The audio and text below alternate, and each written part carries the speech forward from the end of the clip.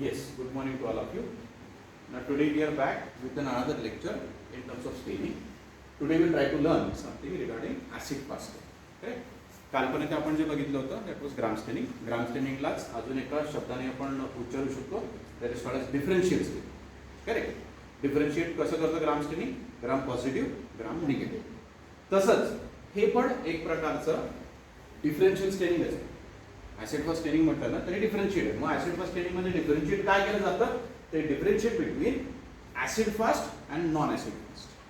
काही बॅक्टेरिया असे असतात की जे याच्याने स्टेन होणार नाही, काही बॅक्टेरिया असतात की याने स्टेन होतील. कोणकोणचे ते बघू.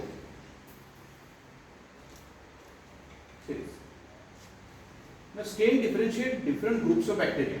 बॅक्टेरिया तो हा जो स्टेन याच्यामध्ये जो वापरतात तो त्या स्टेननी बॅक्टेरिया डिफरन्शिएट केले जातात की कोणचा प्रकार आहे बॅक्टेरियाचा हे डिफरन्शिएट करायचं काम हे पर्टिक्युलर स्टेन.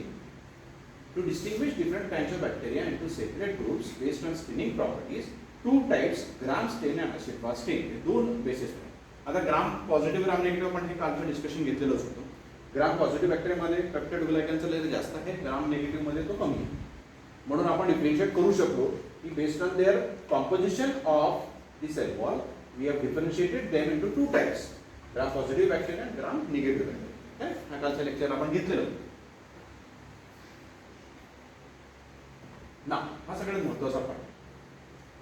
Mycobacterium are gram resistant, that is waxy cell walls, non-molatile pleomorphic rods related to actinomycetes. Most mycobacteria are found in habitats such as water or soil. However, a few are intracellular pathogens of animals and humans. Mycobacterium tuberculosis along with Mycobacterium bovis, Mycobacterium african, Mycobacterium mccarthy all cause disease known as tuberculosis. Basically he G acid fast स्टेनिंगची G method आहे ती method आपण टीबीच्या पेशंटला जे primary diagnosis केलं जातं. म्हणजे टीबीच्या पेशंटला generally काय असतं, अपर रेस्पिरेटरी ट्रॅक म्हणजे नाक झाल्यानंतर इथून जाऊन इसोफेगस असतात.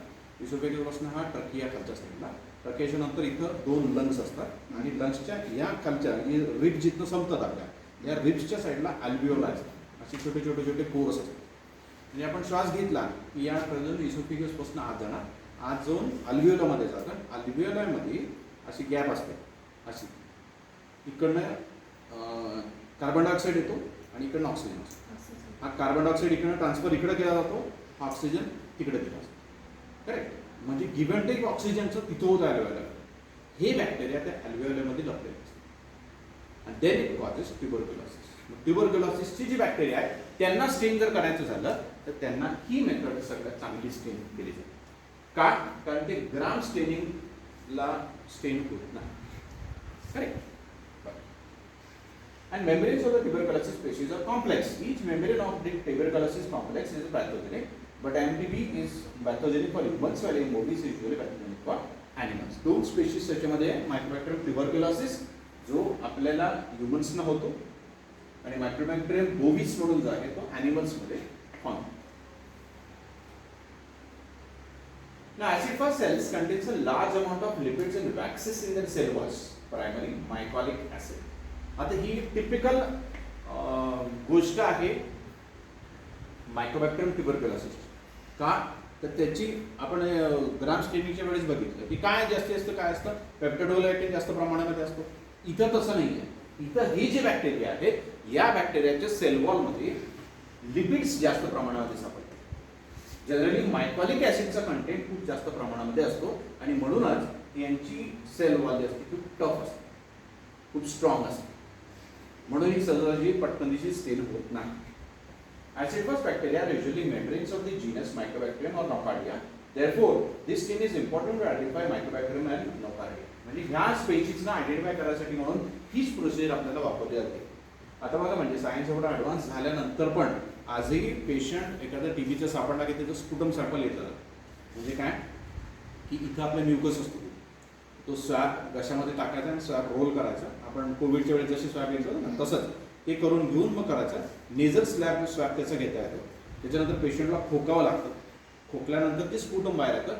त्याच्यातनं ॲनालिसिस आपल्याला या गोष्टीचा करावं की ट्युबरक्युलोसिस त्याला प्रेझेंट आहे का नाही. आता सगळ्यात मेन स्टेन जो आहे that stain is called as Ziehl Neelsen stain. सायंटिस्टच्या नावातनं पडलेला स्टेनचा प्रकार आहे हा. is used to stain species of Mycobacterium tuberculosis that do not stain with standard laboratory stain procedure like gram staining. Gram staining नी हे बॅक्टेरिया स्टेन होणार नाही. They need some specific stain to identify them.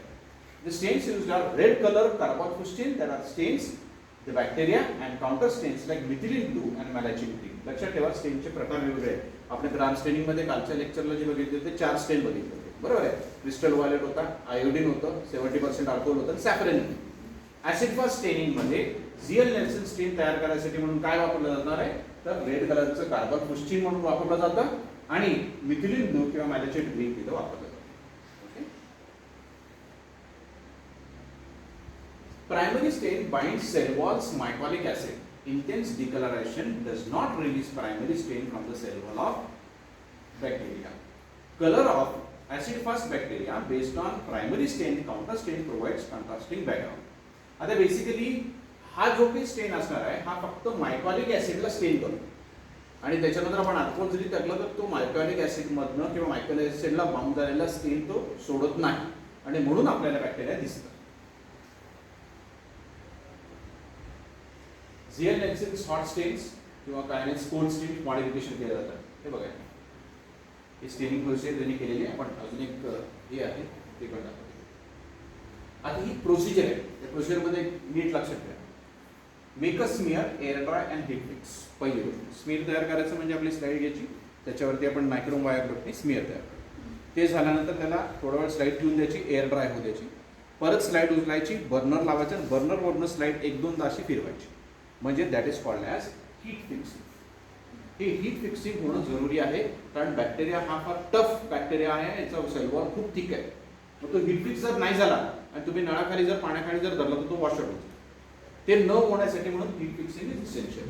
Heat fixing he process जर नाही केली तर आपल्याला दिसत काहीच नाही. फ्लड स्मिअर विथ कार्बोफुस्टिन स्टेन. Carbamazepine is a liquid soluble phenolic compound which is able to penetrate the cell wall. Cover the flooded smear with a filter paper. खूप छान प्रोसेस असते ती सरळ. समजा ही तर स्लाइड आहे, त्या स्लाइडवरती आपण इथं स्मिअर तयार केला, ते स्मिअर एअर ड्राय केला, त्याला हीट फिक्सिंग करून झालं.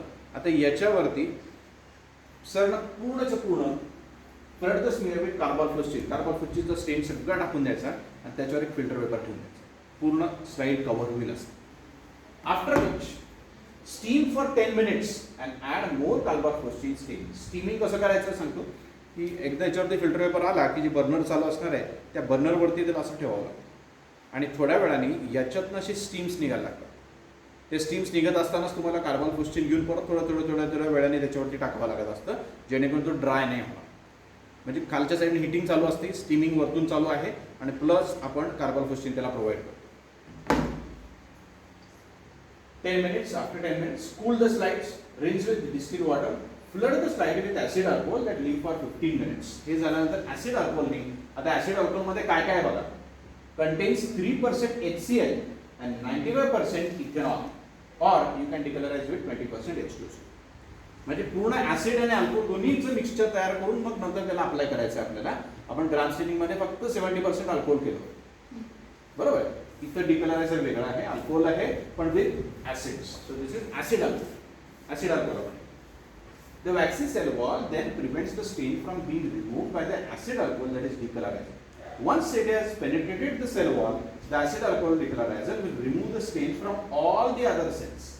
म्हणजे ऍसिड अल्कोहोल इतकं स्ट्रॉंग असणार, तर HCl स्ट्रॉंग असतोच किंवा H2SO4 20% जरी घेतला तरी खूप स्ट्रॉंग झाला, बरोबर आहे. 20% म्हणजे काय झालं की 20% H2SO4 आणि 80% ऑफ वॉटर. हा 20% H2SO4, करेक्ट. मग हा H2SO जर एवढा स्ट्रॉंग असताना पण ते काय करणार आहे की जर तिथं मायकोबॅक्टेरियम ट्युबरक्युलोसिस प्रेझेंट असेल त्या मायकोबॅक्टेरियम ट्युबरक्युलोसिस मध्ये जे मायकॉलिक ऍसिड आहे ते त्या स्टेनला धरून ठेवणार. कोणाला? कार्बोफुस्टिनला.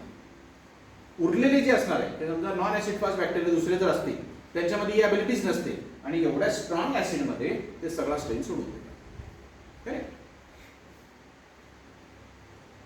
Tilt the slide 45 degrees over the sink and add acid alcohol dropwise until the red color stops streaming from the smear.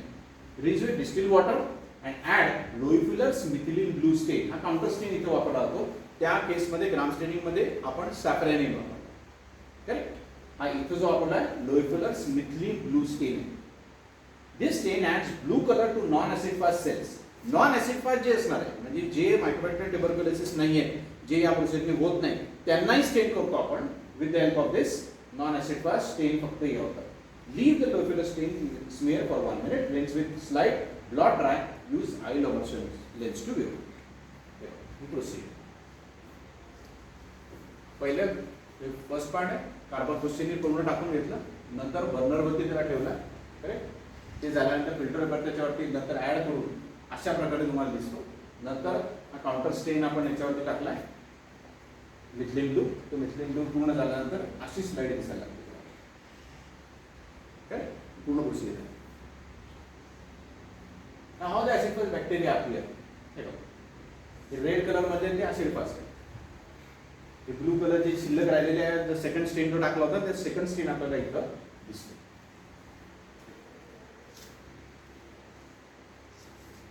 आता ही फ्लोरोक्रोम मायक्रोस्कोपी अजून एक टेक्निक आहे की ज्याच्याने आपण ही स्टेनिंग करू शकतो.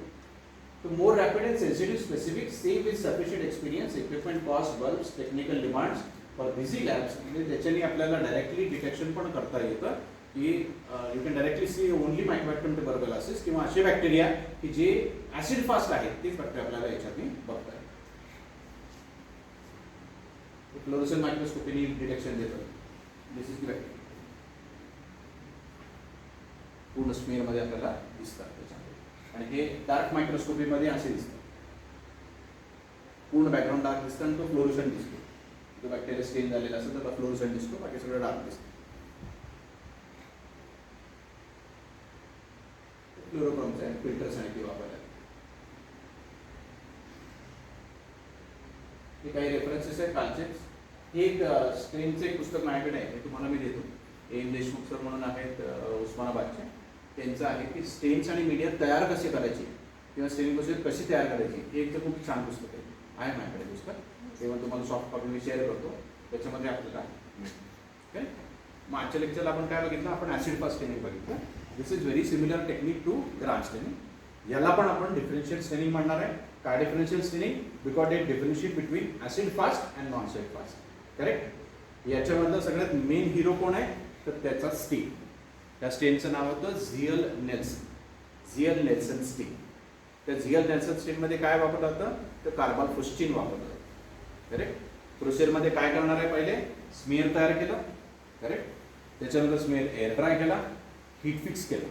हीट फिक्स केल्यानंतर त्याला पूर्ण फ्लड करून टाकला कशाने, कार्बोफुस्टिन.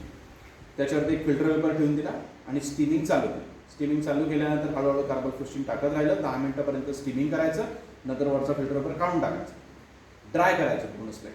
पूर्ण स्लाइड ड्राय झाल्यानंतर त्याच्याला काउंटर स्टेनला आपल्याला मिथलिन ब्लू त्याच्यामध्ये टाकायचं आहे किंवा मॅलाचेट ग्रीन, दोन्ही पीएच स्टेन टाकलं तरी चालतं. तो टाकून झाल्यानंतर then again after 10 minutes drain it, wash it slightly with water, air dry it and observe under microscope. जे ऍसिड फास्ट बॅक्टेरिया असतील ते रेड कलरमध्ये सापडतील. नॉन ऍसिड फास्ट जे असतील ते काउंटर स्टेन ब्लू कलर किंवा ग्रीन कलरचे दिसतात. करेक्ट. जनरली ही प्रोसेस कोणासाठी वापरली जाते की this process is basically for mycobacterium tuberculosis. Tubercle bacilli म्हणतात त्याला. जे पेशंट्स ज्यांना ट्युबरक्युलोसिस झालेलं असेल, MTB म्हणतात त्याला, त्या MTB जर झालेला पेशंट असेल तर त्याच्या प्रायमरी डिटेक्शनसाठी ही पर्टिक्युलर मेथड वापरली जाते. ओके.